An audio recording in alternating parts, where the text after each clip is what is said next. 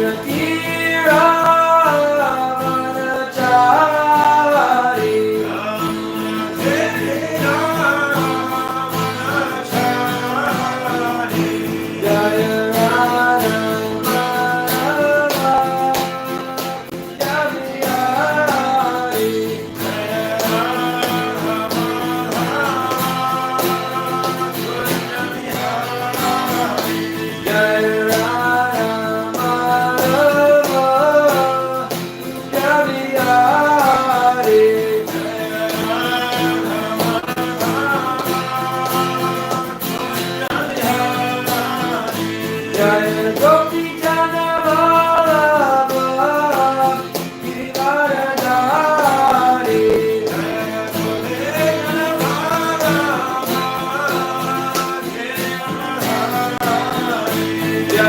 Yashoda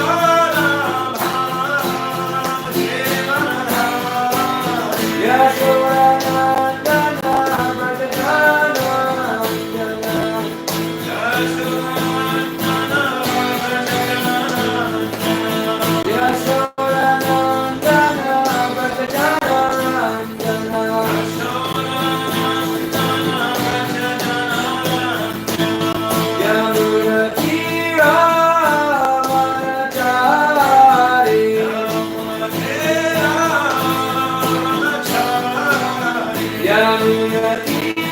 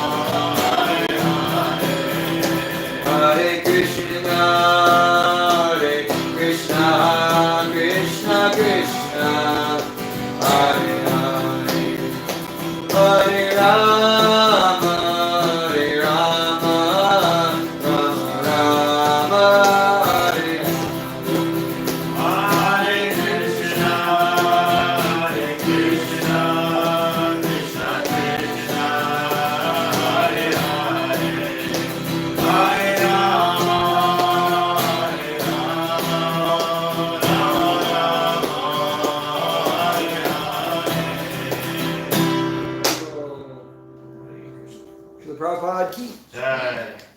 Srimad Bhagavatam ki Jai. So welcome everybody. I'd like to welcome Dr. Hugo. He's from everywhere. Yeah. But originally became Gagodi in Denver. And then spends a lot of time in Gainesville. There's our friends there. And was in the Navy. Then now he's traveling. So we're visiting Tucson with our association, giving us his association. Happy to have him. Krishna. You leave the Navy to travel. Well, I left the Navy and it's a good time to travel. So I'm making up for all the travel I lost when I had to Okay.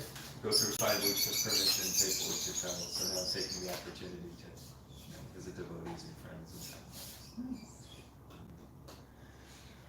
Om Ajnanatarandhyasya Gnanjana Shalakaya Chakshurmilitam Yena Tasmai Sri Gurave Namah Shri Chaitanya Manobhistam Stapitam Yena Bhutale Swayam Rupa Kadamayam Dadati Swapadantikam Vandeyam Shri Guru Shri Taparakamalam Shri Gurun Vaishnavamscha Shri Rupam Sagradatam Sagana Raghunathan Vitam Tam Sajivam Sadvaitam Savadutam Parijana Sahitam Krishna Chaitanya Devam Shri Radha Krishna Padan Sagana Lalita Shri Vishakan Vitam Scha Hey Krishna Karuna Sindhu Dina Bandhu Jagatpate Gopesha Gopika Kanta Radha Kanta Namostite Takta Kanchana Gaurangi Radhe Vrindavanishwari Visubhanu Sute Devi Paramami Haripriye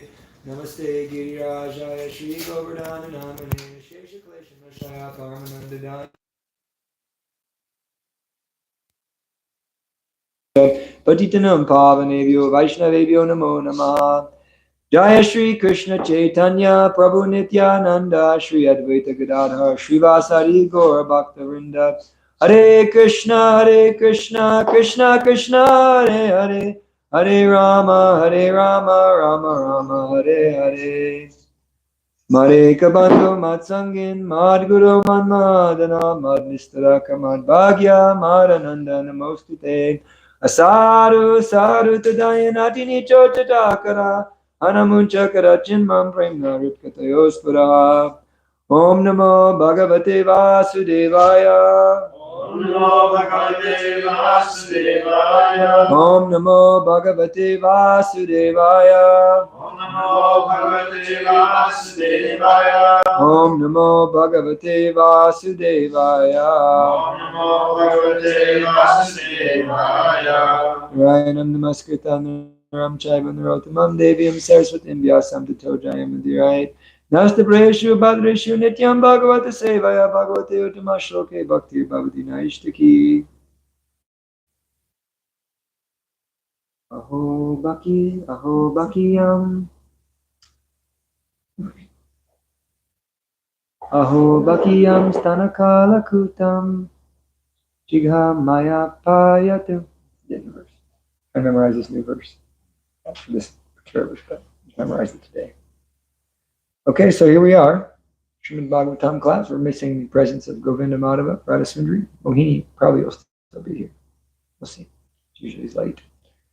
We're happy to have everybody. So we're trucking along through. We're up to the 4th chapter. And where did we leave off at? Let's see.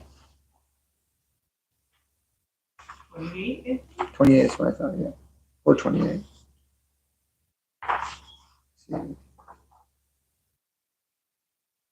Oh, yeah. Yeah, we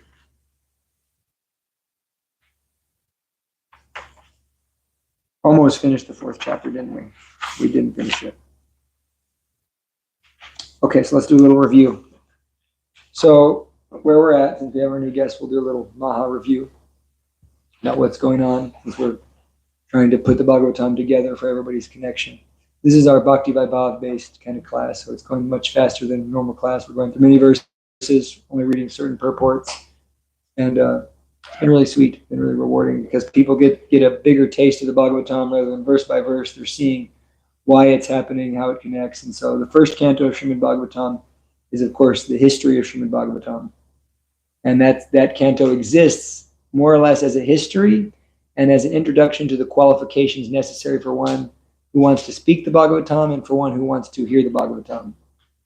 So just like any type of instruction manual, many times you'll have, that someone should have a certain qualification before they perform this exercise or that exercise. So in the same way, first canto is there to present what is the qualification for one to hear, what is the qualification for one to chant, and what is the qualification, what is the history of Srimad Bhagavatam? How did this work come about? And so in the beginning of Srimad Bhagavatam, we of course heard the introductory statements, the first 3 verses, where it's describing, glorifying Krishna, his position, describing the glories of Srimad Bhagavatam and its position as the Amala Purana, which is separating itself from all other scriptures because it's bestowing the highest truth, which is a reality distinguished from illusion for the benefit of all. Described that it's defeating all Kaitava dharmas, all cheating religions. Dharma projita Kaitavota paramo nirmatsar nam satam. Vedyam vastavam atravastu shivanam tapatrayon mulam. Separating itself from all the cheating religions and presenting this highest truth. Srimad Bhagavate Mahamuni Kritikim Va Peri Ishvaraha. Therefore, it's the perfection of all scriptures. We hear that it was perfected by being spoken by Shukadev Goswami. And then we enter into the forest of Naimisaranya, where the sages are asking 6 questions. We went through the 6 questions a lot. We're not going to review them. There were 6 questions. One of them was, whom did religious principles take shelter of after the disappearance of Lord Krishna?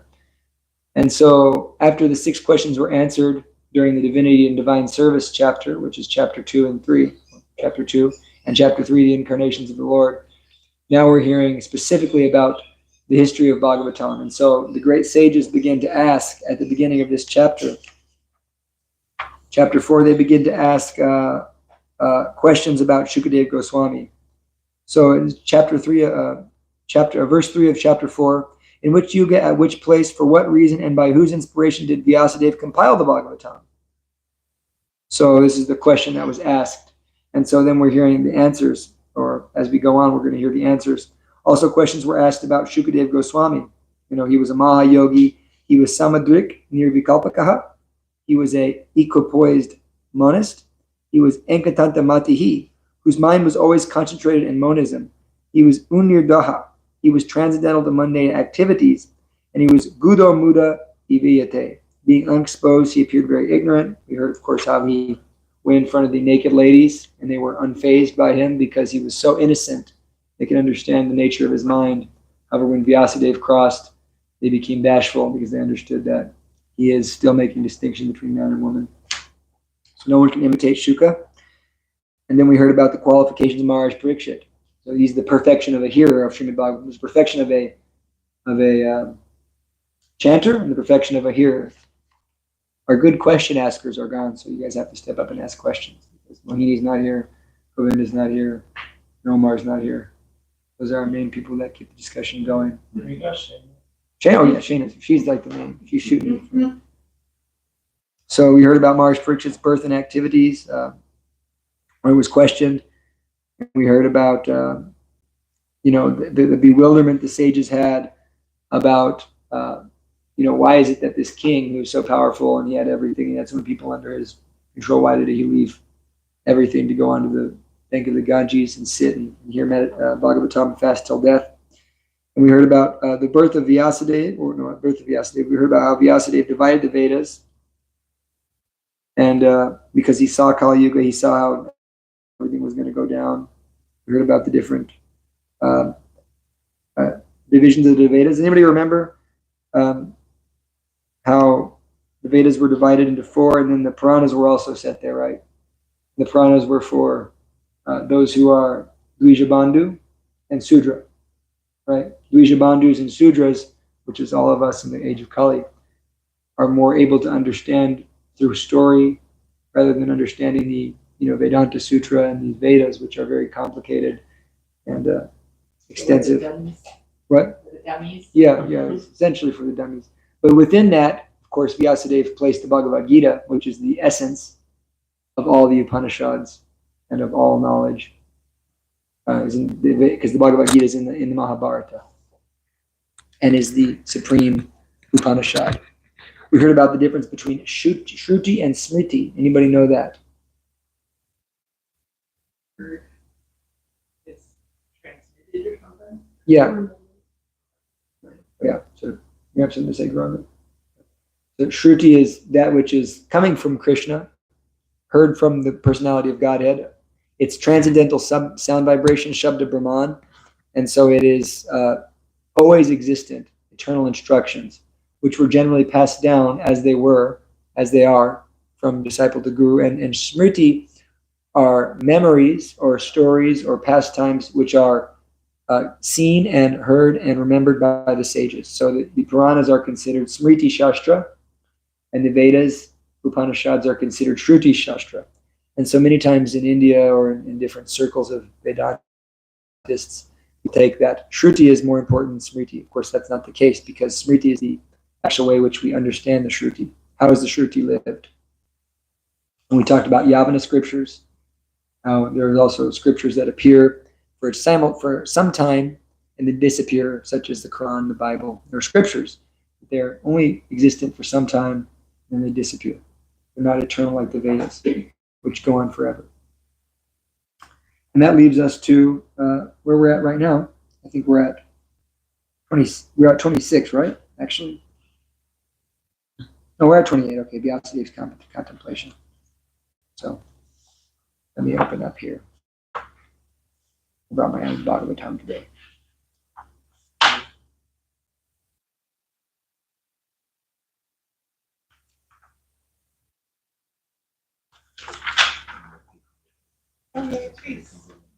Yeah, there's one up here if you want to. There's a copy up here if you want to.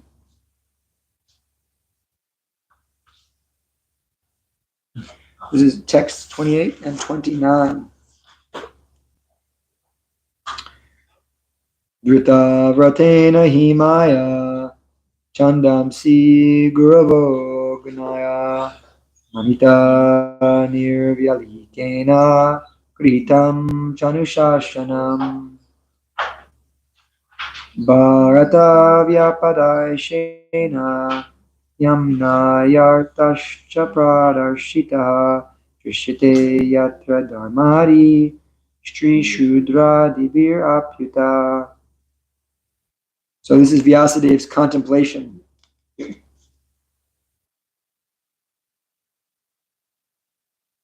Actually, we weren't on 28. We were on 26. I'm sure of it. What? Twice born. Yeah. Oh, twice born. Just read this in English. Oh, twice born Brahmins.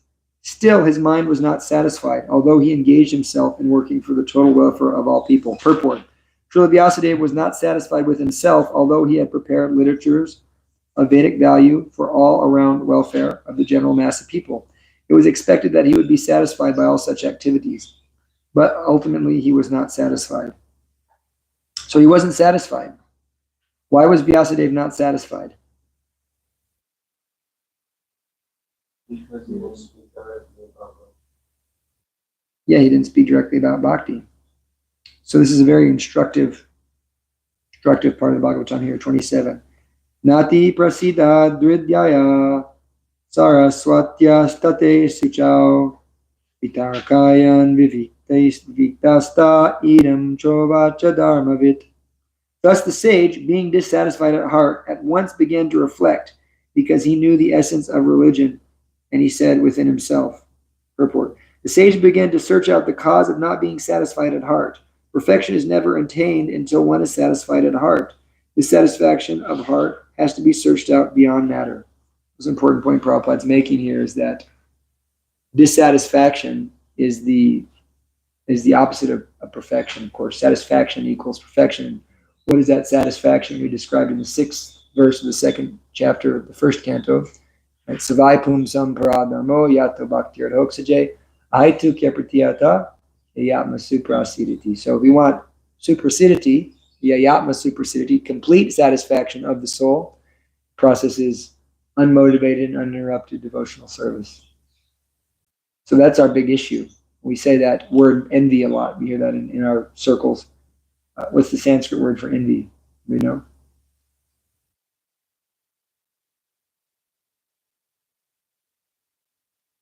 You're thinking about it. I can feel it.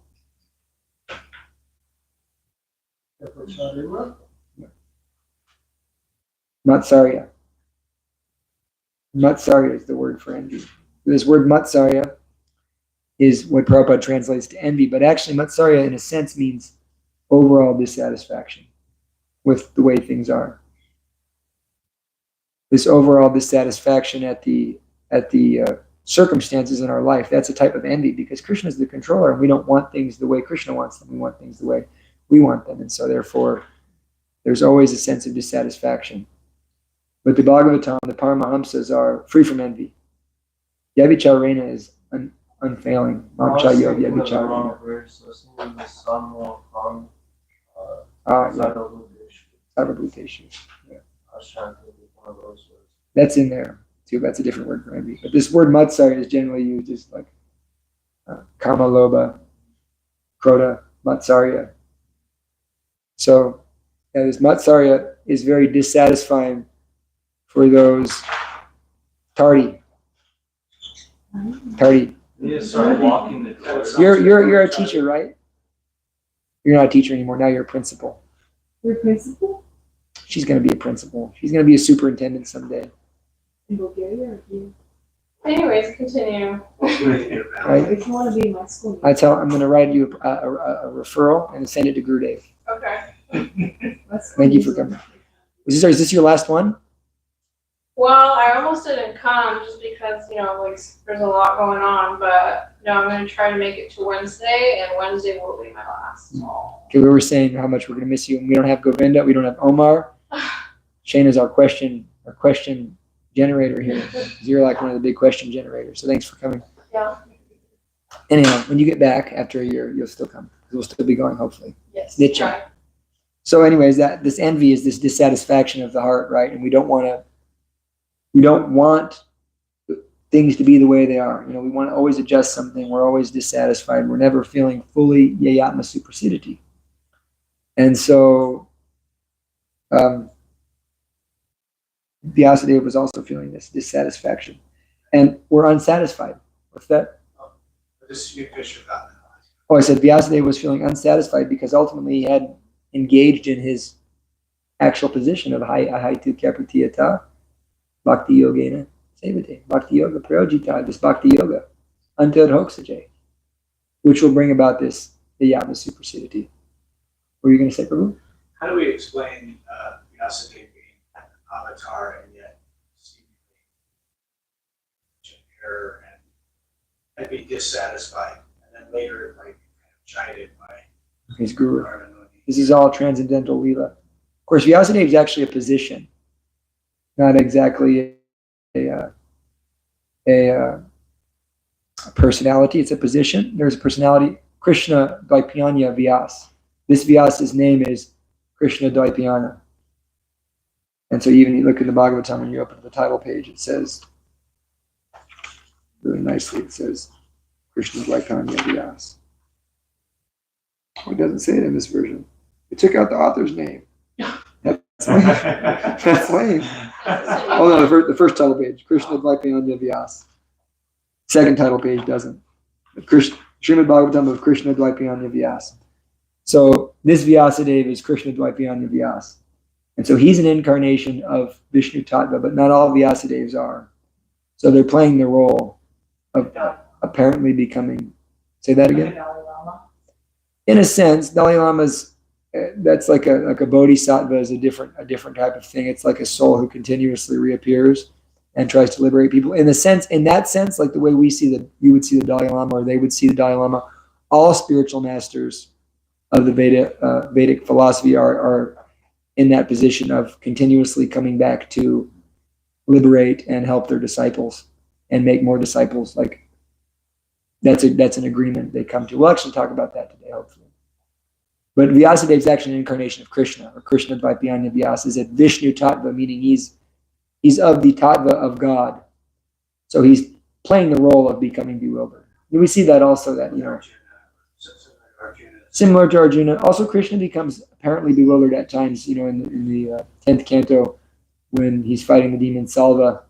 Salva appears to kill his dad, kill Vasudeva, and Krishna becomes very bewildered. This is Leela. Of course, Krishna is never bewildered. Because Krishna explains that I'm never under control of the material energy. So in the same way, these incarnations could appear like they're bewildered, but rather they appear bewildered to glorify their own devotees, which he's going to be doing right now by glorifying Narada Muni. But it should be noted that because he's playing this role of Vyas, but not all the Vyasas are played by Krishna himself. Like in the next yuga, Vyasa is going to be Ashvatthama. Ashvatthama is, of course, the son of Dronacharya who killed the Pandava children in their sleep and then tried to Brahmastra Maharaj Parikshit. And he got his jewel chopped off and he went crazy. And now he's wandering around on First Avenue. Be careful out there. If you don't know who you're talking to when you're talking to these homeless people. It could be Ashvatthama out there. But later on he becomes Vyas. So that's why you can't judge anybody, because Vyas literally, Ashvatthama murdered 5 children and then fought with the personality of Godhead and his pure devotee. Then tried to kill another child and then was spared by the mercy of Draupadi, essentially. And then he got, he went and started wandering the world, and he lives a very long time. He has that boon, and then he's going to be rectified and become Vyas. So never think that you're too fallen unless he killed 5 children. And then what happens after he's Vyas? He saves a bunch of people? He writes the Vedas again. Oh. Yeah. And then there's a new Vyas that appears. Actually, even in this age, there's another Vyas. Vyas reincarnated, or he appeared again as Srila Vrindavan Das Thakur. And he wrote the Chaitanya Bhagavat about Lord Chaitanya's pastimes. So, Ramdas Thakur, he also mentioned within the Chaitanya Bhagavat several times that pastimes of Lord Chaitanya will be more likely written down by Vyasadeva. Does that mean this Vyasadeva or the next Vyasadeva? I'm not sure. You have to ask Vyasadeva. I imagine he's talking about himself in some way, shape, or form, but he could be talking about. But he said this would be more elaborately described. Yeah, he's talking about Vyasadeva in the Chaitanya Bhagavat, but then Krishnadas Kaviraj Goswami explains that he is Vyasadeva. So, okay. Now we'll go to the next verse, 27. This very nice verse here. Nati prasida dridaya saraswatya state suchao itarkayan viviktasta idam chovachya dharmavit. Thus, the sage, being dissatisfied at heart, at once began to reflect. Oh, I already did that one. Okay, so here we're that one we already read, Sanskrit. I have, under strict disciplinary vows, unpretentiously worshipped the Vedas, the spiritual master, and the altar of sacrifice. I have also abided by the rulings and have shown the import of disciplic succession through the explanations of the Mahabharata, by which even women, Sudras, and others, friends of the twice-born, Dvijabandhus, can see the path of religion. So here's a very important point that's being made here, is Vyasadeva was, he had underwent strict vows, unpretentiously worshipped the Vedas, Nirvyalakyena, the guru and the altar of sacrifice, abided by religious rulings, exhibit the import of disciplic succession, yet he finds himself dissatisfied. So sometimes we may find ourselves dissatisfied even in the practice of bhakti, right?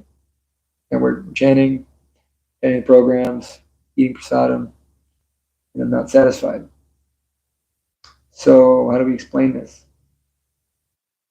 We're missing the point, right? Distraction is the biggest thing, that we become distracted. As neophyte devotees, we tend to become distracted with other things. Krishna says, of course, or Sutta Goswami says, Dharma swanushtita pumsam vishvakshena katashriya notpadayad yatiratim shrama eva kevalam. That religious activity we're doing, whatever it is, even if we're going to the temple, we're doing all these things. If we're not developing a rati for hearing and chanting, and developing taste for Krishna consciousness, then that's Shrama Eva Kevalam. It's useless religion. So how many religions are useless in this age? So many of them. Because they're not understanding the message. Was love of Godhead developed and demonstrated? So even though Vyasadeva was so qualified, how qualified was Vyasadeva? He's more qualified than us, I think. So how qualified was Vyasadeva that even though, despite all of his great qualifications, he was still feeling very dissatisfied because he had not yet described Krishna's pastimes.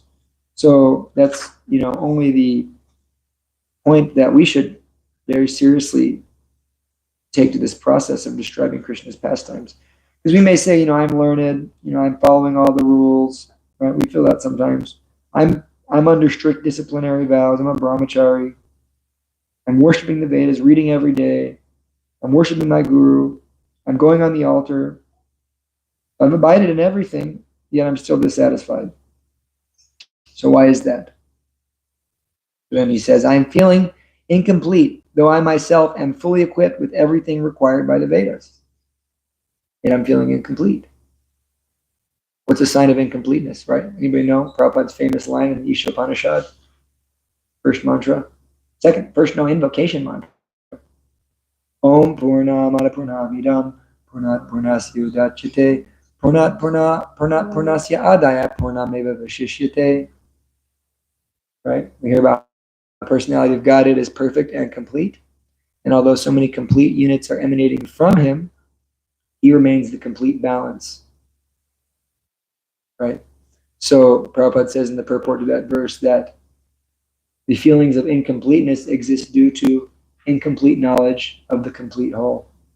All sense of incompleteness is a result of incomplete knowledge of the complete whole. So this is a lack of our Krishna consciousness, this incompleteness, that I need this to become happy, I need that to become happy.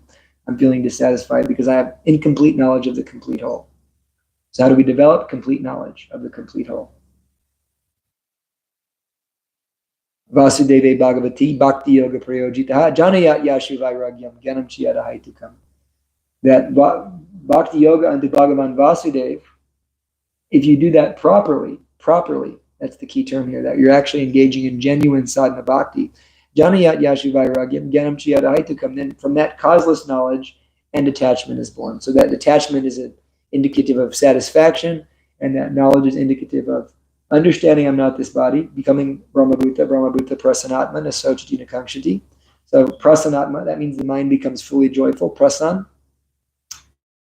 And Nasochati Nakankshati, this hankering and lamenting, hankering and desiring, it ceases. And in that stage, one develops actual love for God. Raga Bhakti develops. So we have to perform sadhana bhakti properly. This is the point that you can draw from this, is that the sadhana has to be performed properly in order to get this knowledge. So what is that sadhana? What is the sadhana that we're dealing with? Hearing, chanting, remembering Krishna, of course. So the process of hearing has to go on properly. And that's what, I mean, the Bhagavatam's basic message is hear Bhagavatam. That's what the Bhagavatam is saying. Message of the Bhagavatam is hear the Bhagavatam. Shrinvata swakata Krishna punya shravana kirtana hridyantasto hibadrani vidanoti sarit satam. Sri Krishna, the personality of Godhead in everybody's heart, who is the super soul, situated in the heart of all living beings, cleanses the desire for material enjoyment in the truthful devotee who has developed the desire to hear and chant his messages, which are in themselves virtuous when properly heard and chanted. So that's the cleansing process. So if we're not reading, we're not taking advantage of Bhagavatam Sanga, then we can't actually experience this sense of knowledge. So this is the point.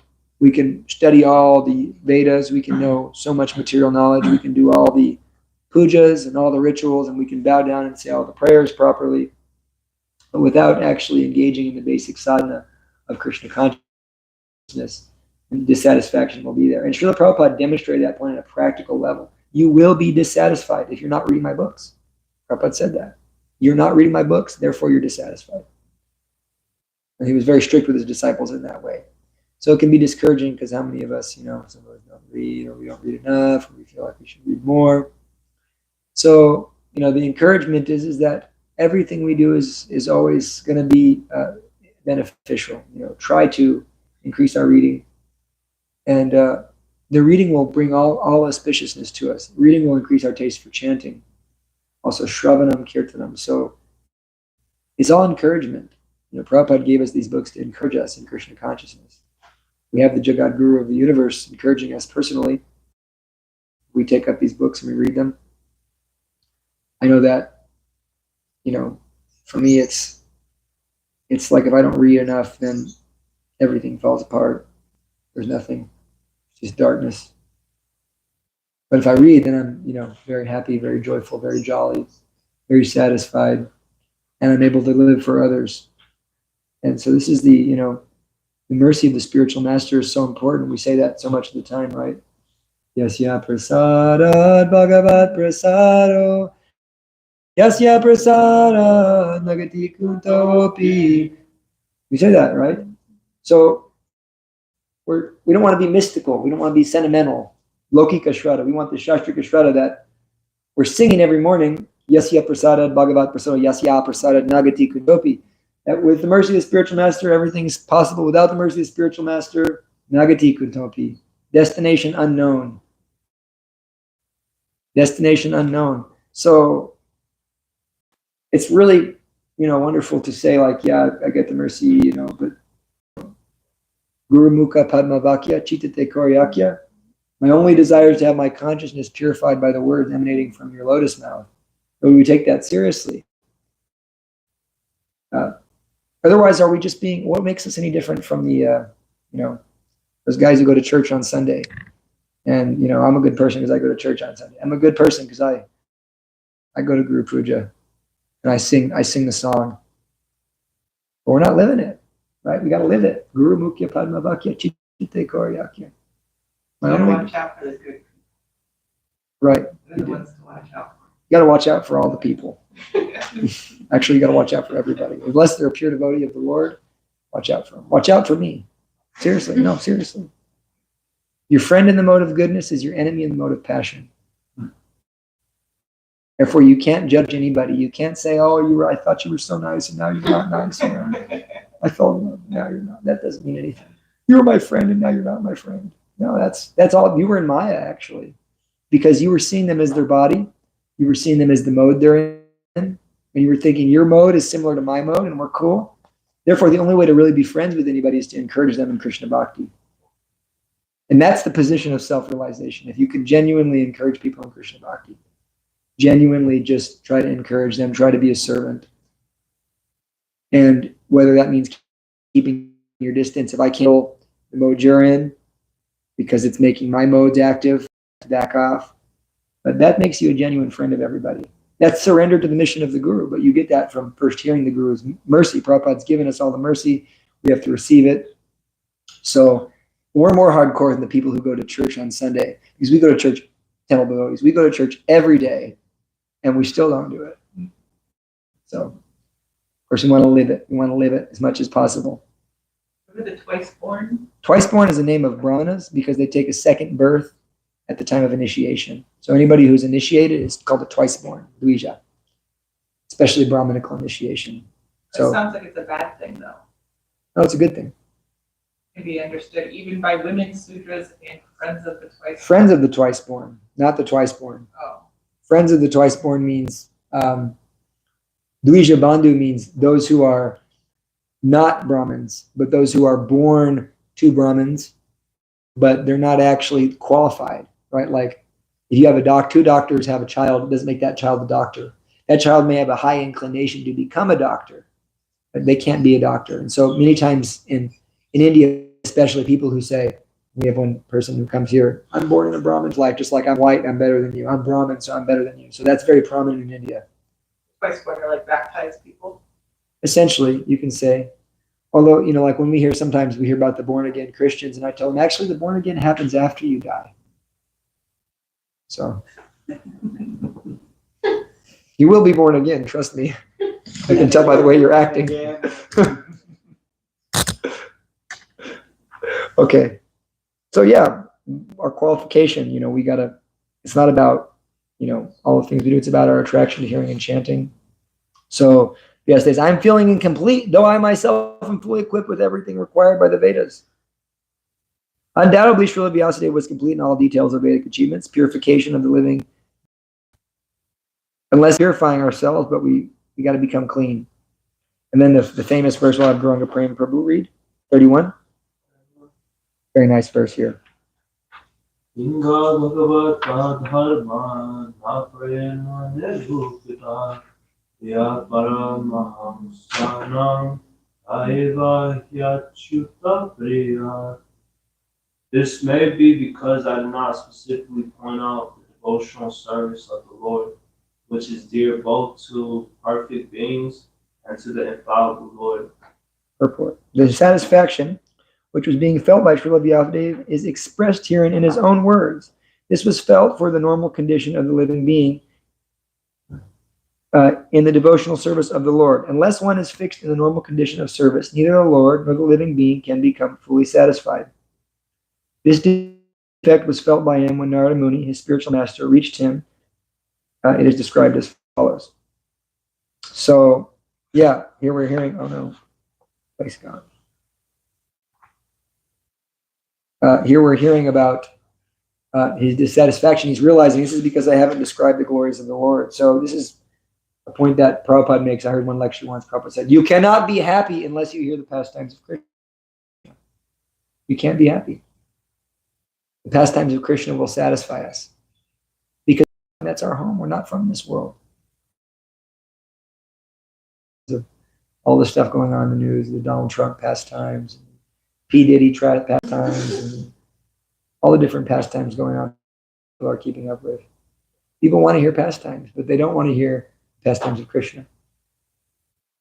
Why is that? Why? I'm asking that.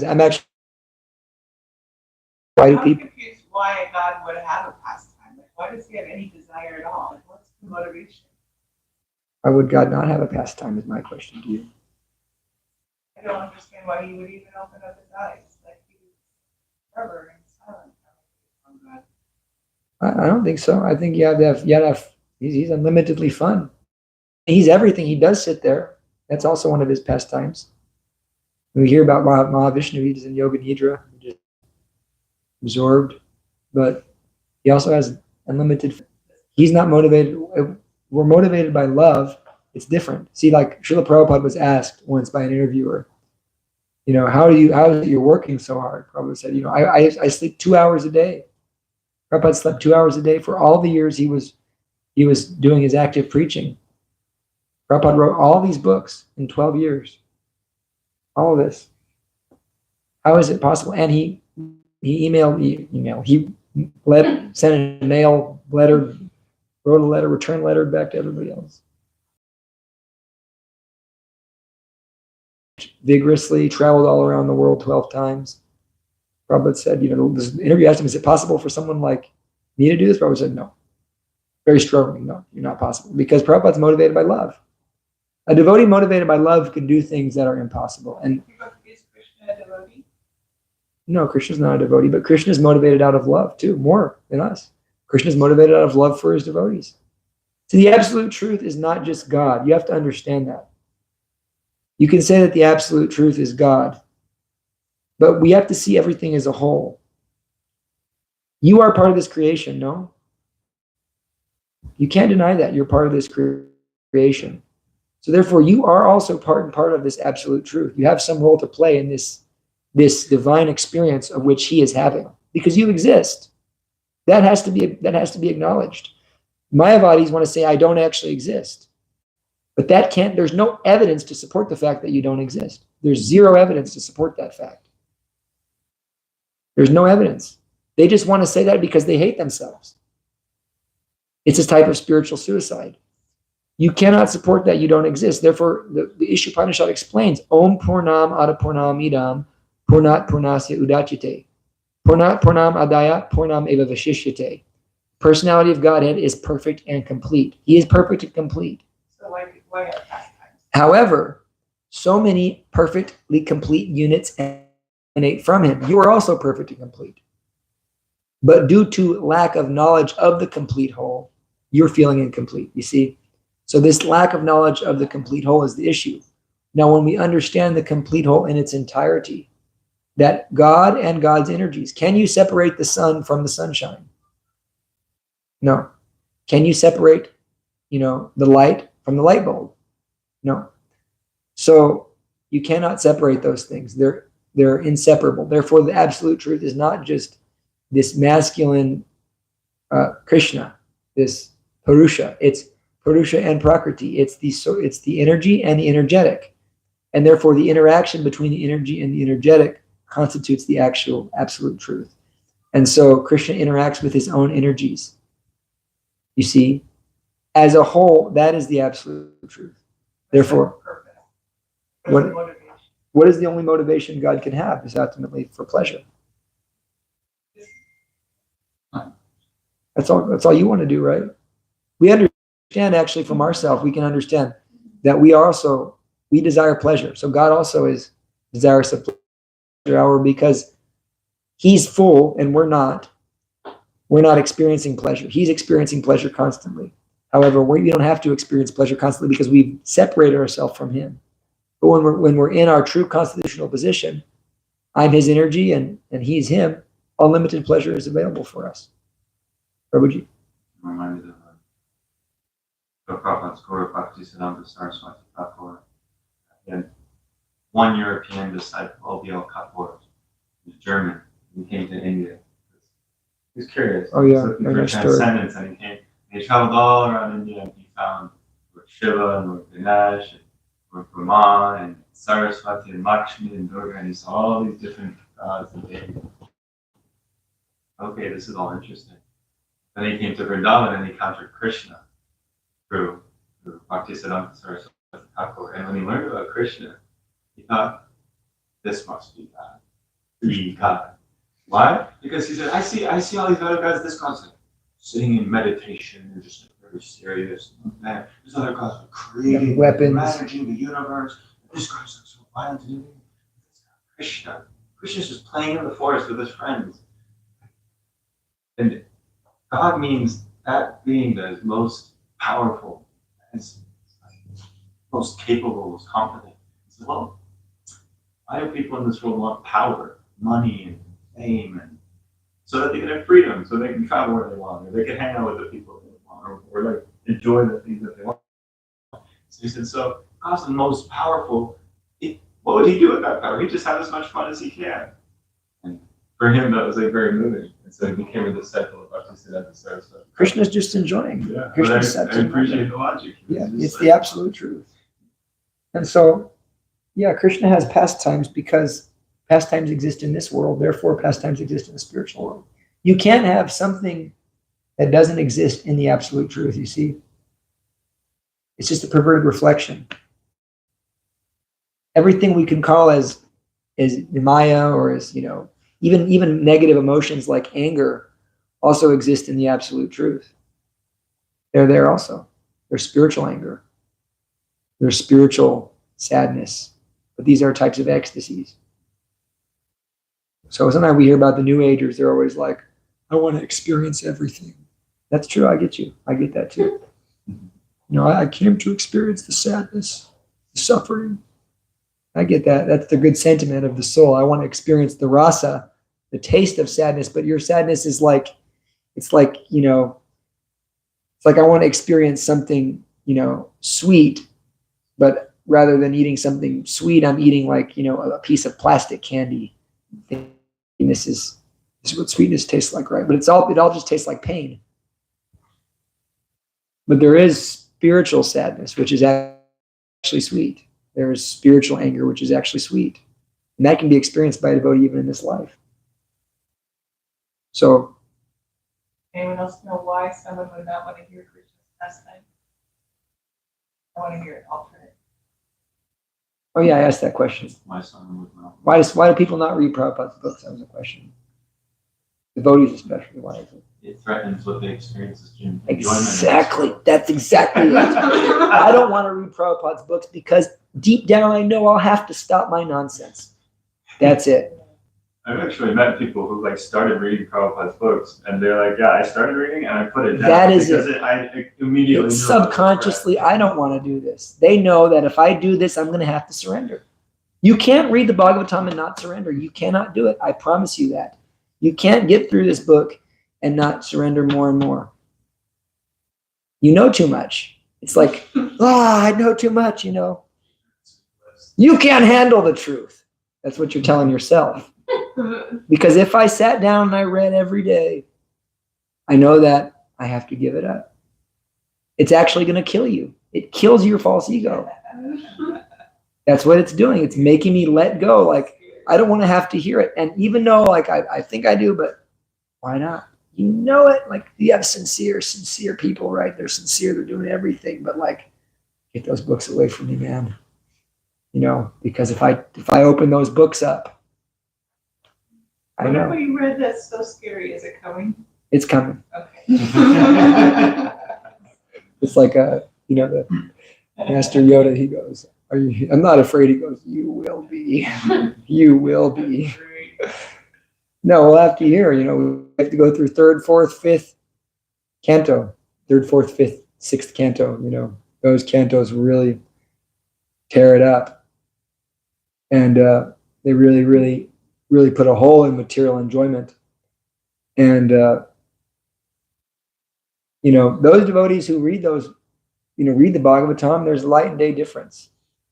It's light and day difference. And I was hearing one lecture once by Tamal Krishna Maharaj, and he was saying, everybody's here, I'm in Dallas, he's in Dallas, and I'm reading Srimad Bhagavatam, and you're all here. And I'm going to go somewhere else, and I'm going to do this. And I'm going to go somewhere else, and I'm going to do this. And wherever I go, I'm doing this. But you're going to go back, and you're not going to do this. You're going to go back to your mundane life. You're not going to read Bhagavatam every day. And you ask me, what is the difference between me and you? And I'm telling you, that is the only difference. That sounds just like I'm reading Srimad Bhagavatam, and you're not. That's the difference. And that's a sad that's Tamal Krishna Maharaj's very stark way of being. My Guru Maharaj was extremely close with Tamal Krishna Maharaj, very close. And so I hear a lot of intimate pastimes of Maharaj, but yeah. So even Vyasadeva was not wanting to face that fact. Hello, Prabhu? Yeah. Isn't Tamal Krishna Maharaj also the one that he once told Srila Prabhupada, I haven't had time to read because I'm managing all this and that, and then Prabhupada was sleepless. Sleepless. Yeah. You said you just have to chant. Now it's just have to read. Is it going to keep as list getting longer? Eventually you have to surrender everything. End of the line. You just have to surrender everything. Everything. No. You both are necessary. Shravanam, Kirtanam are the basis. If you can just chant, that's great. If you can just chant, that's enough. Actually, that is enough. However, Most people can't just chant. Most people can't even chant. But the Bhagavatam actually purifies our chanting. We can't really chant unless we read nicely. It gives you a taste of chanting. Right. You're feeling it. Yeah, you can actually chant so much better when you read Bhagavatam. Like, if you want to steady your japa, read. Just in practical life, I've been in the temple. I've been associated with Prabhupada's books for about 11 years. And I've been living in the temple full time for 5 years. And I was, chanting 16 rounds before that. Chanting was, up and down, up and down, up and down. And then started studying as I read more. Bhakti Shastri really got me solid in my chanting, better chanting when I got back. And I did Bhakti Vaibhav this year, last in India, in Mayapur. And that devotion to Bhagavatam, like, steadied my chanting so much, like better than it's ever been in my life. It's the mercy of Srimad Bhagavatam. What's Vaibhav? Bhakti Vaibhav is a course, basically kind of what we're doing in a similar way, but more intensive. We basically do this for 3 hours a day for 5 months. 4 hours a day. Memorize the scriptures. Not memorize. Memorizing is very small. Mostly study, learn how they all work together. Okay, let's go to text 30. We did 30. 31. Yeah, right. 33, okay. It's my bookmark is not on. 32. Okay. As mentioned before, Narada reached the cottage of Krishna Dvaipanya Vyas on the banks of the Saraswati, just as Vyas was regretting his defeats. So here it is. This is the moment the Guru comes in, right? This is the point of all. No matter how much you do, you can't make progress without the mercy of Guru. But we're not taking the mercy of Guru. The vacuum felt by Vyasadeva was not due to his lack of knowledge. Bhagavat Dharma is purely devotional service of the Lord, which the monist has no access. The monist is not counted amongst the Paramahamsas, the most perfected in the renounced order of life. Srimad Bhagavatam is full of narrations of transcendental activities of the personality of Godhead. Although Vyasadeva was an empowered divinity, he felt dissatisfaction because in none of his works were the transcendental activities of the Lord properly explained. The inspiration was infused by Sri Krishna directly in the heart of Vyasadeva, and thus he felt the vacuum as explained above. It is definitely expressed herewith that without the transcendental loving service of the Lord, everything is void. But in the transcendental service of the Lord, everything is tangible without any separate attempt at fruitive work or empiric philosophical speculation. So there's a point you can bring out in this, is that when we read Bhagavatam, the nonsense activities start to disappear because we have our conscience. Our consciousness is power. We have intelligence. Intelligence is increasing. And by intelligence, the mind is controlled. The mind wants so many things. Whose mind doesn't want so many things? The mind is always wanting so many things. Basically, when the mind takes over, that's when we're in trouble. The mind is not a devotee, folks. The mind is a non-devotee. Who wants to associate with a non-devotee? The mind is a big troublemaker, a big problem for us. And the mind wants this. The mind wants that. And we say that verse a lot, from contemplating the sense objects, and, lust arises, blah, blah, blah, so forth. Blah, blah, blah.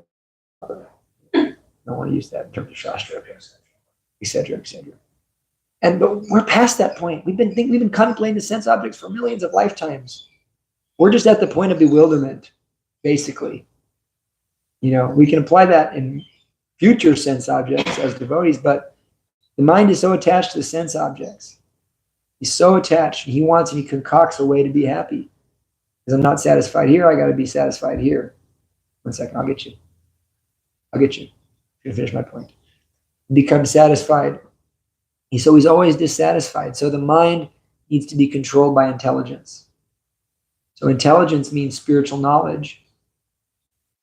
And that intelligence will pull the mind back. And so we have to have sharp intelligence, which basically at our stage comes from our sadhana. We can sharpen our intelligence by sadhana. And we'll be able to clearly see that's Maya. That's a trick of Maya. And I'm not going to fall for you. I'm not going to fall for this Maya. When we don't have the intelligence, we can't make progress. The mind is in control. And then when the mind falls under control of the senses, then we're in big trouble. And so then we're just lost. We're under the control of the mode. So we need to have intelligence. But most of the time, intelligence is bewildered because we're not learning. We're not getting real into intelligence. Chris?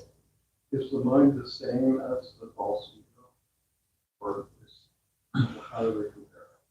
Well, there is, depending on how the false ego is situated, it reflects itself differently. There's false ego in the mode of goodness, false ego in the mode of passion, false ego in the mode of ignorance. And so the false ego in the mode of goodness is reflected in the mind. False ego in the mode of passion is reflected in the intelligence. And false ego in the mode of ignorance is reflected in the senses. The false ego is there. He's above those in a sense. But the mind, he can be used in Krishna's service. It's not that the mind is the false ego. False ego is something separate from the mind. The false ego in the mode of passion is intelligence, which is different from the mind, which is goodness. Yeah. So it's the way they're reflected, because the false ego is above, it's higher situated in the mind. It's higher situated in the mind and the intelligence, actually. I'm trying to figure out what the understanding mind is. So earth, water, fire, air, ether, mind, intelligence, and false ego. These 8 compromise my material energies, my separated material energies, Krishna explains. So earth is the combination of all of those. Then water, fire, air, ether, mind, which we have. This body is made of earth, water, fire, air, ether, and the subtle body is mind, intelligence, and false ego. And above that is the self, the soul. So false ego is the most subtle material element. It's actually a material element. Just like earth is a material element, false ego is also a material element. And we have a false ego body. That false ego is expressing himself through the mind, through the intelligence, and through the senses. You see? And so the intelligence, he's kind of the bear between the false ego and the mind. He can kind of pull the false ego down. He can do that. But that same mind, or the mind, is not the intelligence. The mind is basically the thing that accepts and rejects. That's what the mind does. It basically deals with thoughts and accepts and rejects them. The intelligence is what is the knowledge we have by which we make choices. You see, if I give you, a diamond and a fake diamond, and if you have intelligence, you can understand that I want the real diamond. In a sense, but there's material intelligence and there's this transcendental intelligence, which is innate in the soul. Buddha yoga. Chris? It sounds like the mind is a simple filter, but the intelligence is intelligent. It can figure things out. Whereas the mind is just an initial... The intelligence is that facility by which we use intel, right? Knowledge to make decisions. The mind is that which is presenting us decisions. Thoughts are just choices. A thought is coming up. I have a choice. Do I act on this thought? Do I not act on this thought? And therefore people think they're their minds. They're just thinking, I'm thinking this and that and that, and the thoughts are controlling them. And they're just following whatever thought they like, what's going to give them pleasure. Intelligence says, no, I don't want to smoke that cigarette. That's going to give me cancer. Because I know that that's going to give me cancer. So intelligence is that memory bank in a sense. But beyond memory banks, we say that's going to material intelligence. The spiritual intelligence is that transcendental knowledge by which we innately know, when free from Maya, what is matter and what is spirit, what is favorable and what is unfavorable, what is proper and what is improper. That's intelligence. And we develop intelligence by Tesham Satatam Yuktanam Vajatam Priti Purvakam Dadami Buddhi Yogam Tam Yenamam Upayanti Te. Constant engagement in the service of the Lord. Dadami Buddhi Yogam Tam. We develop actually intelligence from within, from the super soul, to connect with Krishna. If we Bhajatam Priti Purvakam, constantly serve Krishna with love, by constant service to Krishna with love, then that intelligence arises, you see. That's the process. Serve Krishna with love, then we get intelligence. But we can't half serve. We have to full serve. And that's why we need to take shelter of a guru genuinely. Genuine shelter of a guru gives us the mission of the guru. People want a guru, and it's nice, like we have our ISKCON, we all have our gurus, and it's cool. You put them up on the wall, and it's nice, But really, Srila Bhaktisiddhanta used to say that, don't approach me unless you expect to be completely disillusioned. It's cool. Like I want to be part of the society. I want to put on tilak and wear cool bed sheets and whatnot. It's cool, but you want to be completely disillusioned. Then you were going to describe false ego, how it holds the intelligence in the mind one way or another. Like what's the function of it? False ego's function is basically to hold us in the material world. That's the subtle thing, and so that's that sense of being a body, of being separate. That's called ahankara, false ego. The sense of being something, aham mameti, I and mine. That sense is first. That's why it's my mind, my body. That false sense of, and when the false ego is gone, I can't think of anything but Krishna. I know I'm part and parcel of Krishna, and every decision I make is basically for the service of Krishna. And so through the false ego, the mind, the intelligence, the body, it's all corrupted. All corrupted. The Sanskrit for mind, for the term mind in those elements. Mana, probably. I have to look in the Bhagavad Gita. Where is it? It's 7:4.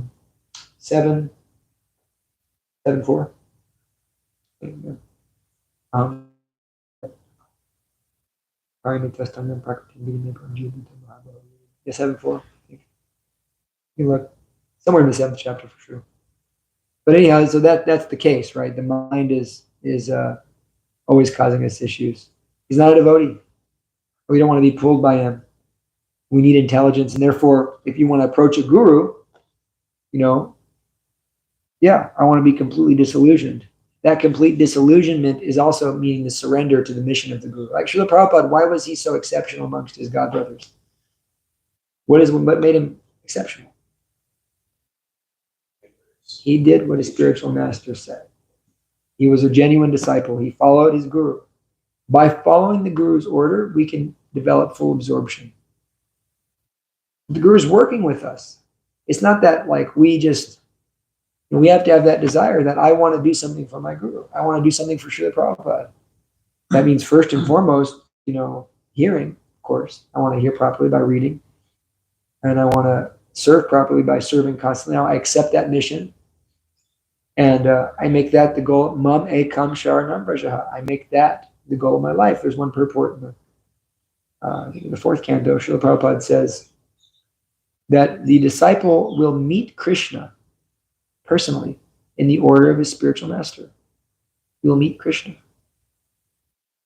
So we can meet Krishna in the order of the guru if we make the guru's order, Ekeha Kurunanda, one-pointed attention on Krishna in the form of the guru, in the form of the order of the guru. Guru Vani is same as Prabhupada Vani, is the same as Lord Chaitanya Vani, is the same as Lord Chaitanya, is the same as Krishna, Radha Krishna. So you'll meet Radha Krishna. That's a fact. That's an experience you can have. That's a fact. Just try to serve the guru. Try to take that over. So therefore we need intelligence. And that intelligence comes from hearing Krishna's pastimes. And last verse of the chapter, 33. At the auspicious arrival of Sri Narada, Sri Vyasadeva got up respectfully and worshipped him, giving him veneration equal to that given to Brahmaji, the creator. So now we're at the point the guru has arrived. Narada Muni has appeared in the Srimad Bhagavatam. Ki Jai. Mohini Kishori Prabhu. Whatever you prefer. I gotta be careful here, Amaji, you call Amaji, you're gonna get in trouble. Prabhuni. Anyways, you had said in the previous verse, I think just the relationship between like the guru and the disciple, or that like you can't do anything without the mercy of the guru. And I want to ask, like, what is the proper way to receive the mercy of the guru? I've heard our Guru Dev say many times, mercy is always there. It's always around you. It's just a matter of receiving it. So how do we properly receive that mercy? You have to desire it. What is that desire? That desire is the eagerness to serve and hear. The guru's purpose, we misunderstand things. Guru Taiva is very misunderstood. We really want to make it out like this big mystical thing. It is mystical, but it's also very, very practical. Krishna, first off, many times we project an archetype onto the Guru of he's like Superman. He is Superman, Prabhupada was Superman, but at the same time, he's also a human being. He's not a normal human being, but he's a human being. He's not a normal human being. Make that very clear. But you want the Guru to be some type of, Jesus Christ character. You want him to be Krishna. He's not. He is carrying the message of Krishna, and therefore he's given the same respect as Krishna. In that role, he's still a person. He still has all kinds. So many people, they get disillusioned with their Guru when they become too close to him. If they don't come too close, it's fine, because that's why Vani is more important than Vapu. But in either case, the purpose of the Guru is to train the disciple in the service attitude. Training the disciple in the service attitude. That's what the real physical presence of the Guru is. So, when you have a Guru and you've surrendered, that actually I'm a servant. That's my constitutional position. I am a servant of Krishna. That's what the Guru gives you. Now, therefore, we have to be servants of Krishna to really believe that of ourselves. That's who we are. That's full self-realization. I am a servant of Krishna. Therefore, Yasyadeve Parabhaktir, Yata Devi Tatagaro, Tasyaite Katitarhyata, Prakasanta Mahatmanaha. For he who has implicit faith in the order of the spiritual master and in the Supreme Lord, all the imports of Vedic knowledge are revealed to him. That means that I exist as a servant. I'm always a servant. I'll always be a servant. And this is who I am. That's what the Guru is giving you. And he's giving you the transcendental knowledge by which you can become freed from the misconception of matter and spirit. What's the line in the song? Divya Gyan Hriday Prakashito. Divya Gyan Hriday Prakashito. The Divya Gyana. He's giving you divine knowledge of the personality of Godhead. And so this hearing process, there is different stages of Guru. There's the Guru, he's obviously teaching you, train you up in Krishna Lila and so forth, that type of thing. And you're hearing Srimad Bhagavatam, but it's all in Srimad Bhagavatam. Person Bhagavat and book Bhagavat.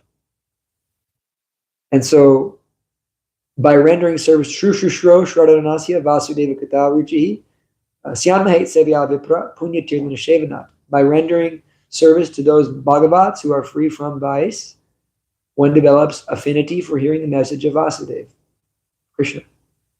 That message of Krishna is, you're a servant. And I live in these pastimes, that's where I'm from. I'm from these pastimes. And so, therefore, we have to enter them via the proper process by serving. So when we want the Guru's mercy, we simply have to have the heart of service. The heart of service that, like the Guru is not a counselor. He can act as a counselor, but that's not his primary purpose, to help counsel our material lives, material elements of our lives. The only reason the Guru deals with any material elements or hears any material things we do is simply so that he can try to dovetail them in the service of Krishna. But he's not really thinking about your success in your material endeavors, because ultimately the Guru knows, and I know this is a fact for our spiritual master. He knows it's futile. Like I know he helps so many people on their material levels, relationship problems so much, and he genuinely cares about them and tries to help them in that. But like at the end of the day, he'll tell you it's futile, it's nonsense, there's no, I've lived there, I've been at the end of the day with him many times. At the end of the day, why bother? Just go home back to Godhead. Just try to serve Krishna. But he will engage disciples, and Prabhupada also engaged disciples in that. But that's not the Guru business, ultimately. He's only doing that to help the disciple, try to give them a situation by which they can dedicate themselves to the service of Guru and Krishna. We see that. There's no difference between any ashram, grihastha, brahmachari, sannyas, as long as someone is fully engaged in the service of the Lord. But that should be seen, especially in the brahmachari stage. That is what we're developing, that I have a mission in life. I'm not always thinking about myself. If I have to think about myself, it should be a great problem. Oh God, I'm thinking about myself. I have to do this so that I can be okay to focus on what I need to focus on. which is just serving Krishna. That's what this material world is, because we have to ultimately distinguish between what is Maya and what is not Maya. Maya is that which is not, that which is temporary. Pratirtam yat pratiyeta na pratiyeta chatbati tadvidyo Maya. This is Maya. Yatabaso yatatamaha, reflected in the illusion of the material world. So we get the Guru's mercy by genuinely desiring to serve the Guru. Just pray to Krishna. If you want to do something for Guru, pray to Krishna. Let me do something, like not just, it's nice to, give the Guru a plate and, do all that stuff. That's all transcendental service. It's true. But I know for a fact that like I serve Guru Maharaj so much, Vapu service, and the Vani service I do is so much more meaningful, so much more merciful. Vapu service means a lot of chastisement, a lot of mistakes, a lot of feeling like a fool. Vani service means, you feel the Guru all the time, his mercy, his presence. And, you become amazed by who's behind the Guru. You begin to see Sri Guru, not just Gurudev. You begin to see Nitai. Actually, Nitai. And actually, Paramatma is also Guru. Guru is one. Prabhupada said that point so many times. Guru is one. So, who are we serving? Are we serving the flesh and blood? As the same Christians don't understand that too. There's Jesus Christ, and then there's the Christ. We can all serve the Christ and the beast, right? Talk about that. But this is the sense that there's a spiritual energy by which we can, when we live in it, by following it through the path of sacrifice, we become divine. So, yeah, pray to Gauranitai. Let me serve my Guru. Let me serve Prabhupada. And start meditating on how to make plans to serve Guru Krishna. Then the mercy is available. Just by thinking that way, the mercy is available. It's just by thinking that way. And actually, be quite honest with you, like that is the end game of it all. Like, how important are pictures, candles, and stuff? Minimal importance. But pictures are important. Pictures of the Guru are not different from the Guru. So we respect them, treat them, worship them. But Srila Gaura Kishore Das Babaji didn't have pictures all around him. He just sat there chanting the holy name. Yeah. You can just think about. People love ritual. Okay, people love ritual. A lot of us don't. But the main thing is the chanting of the holy name. That's not a ritual. And to think of it's a ritual is an offense to the holy name. Chanting the holy name and spreading the holy name. That's the mercy. That's the mercy right there. When you serve the Guru, just look at the devotees who have the most mercy. Notice there's one thing in common with them. They do the most service. They engage in the preaching the most. They're more dedicated to preaching. Last week you said it's because they chant more. They're chanting and spreading the holy name. Chanting without spreading is not chanting. I even know devotees who don't chant that well, but they're so dedicated to spreading the holy name that they're like, still the most they're the most effulgent devotees I know, because they've done so much sacrifice to spread book distributors, right? So that's it. That's the real thing. When you serve the Guru, serve the Vaishnavas, that's my mission in life. And I don't have time to waste. I don't have time to waste thinking about other things. I don't want to get distracted. I don't want to think for me. That takes Guru's mercy also. We got to pray for that. We got to want that. And it is available. And so everybody we see in our amazing devotees in our movement, like the ones who are most effulgent and incredible devotees, the sacrifice they've made, that's what's common. Look at Jayapataka Swami. Look at Radhanath Swami. Look at Bhakti Vikas Swami. He sacrificed everything for Krishna, for Guru. And even Grihastha can do the same thing. If they're dedicated, look at Shama Sundar and Malati. Look at all they did for Krishna. They were Grihasthas, but they were dedicated to Krishna. They didn't mess around, They were going to do something for their Guru. That's surrender. They didn't start out that way, did they? No, you should read the book. You'd love it. You'd love that The book. Christian book or? No, which it's one? called Chasing Rhinos with the Swami. Lives? Chasing Rhinos with the Swami. It's a great book. So we have some grapes here. That are some Mahaprasadam we'll pass out, and we can still talk, but we'll end the class and take our little grapes. Thank you. Thank you, Prabhu, for being here. I know I can see you're like I don't want to keep it too long. So.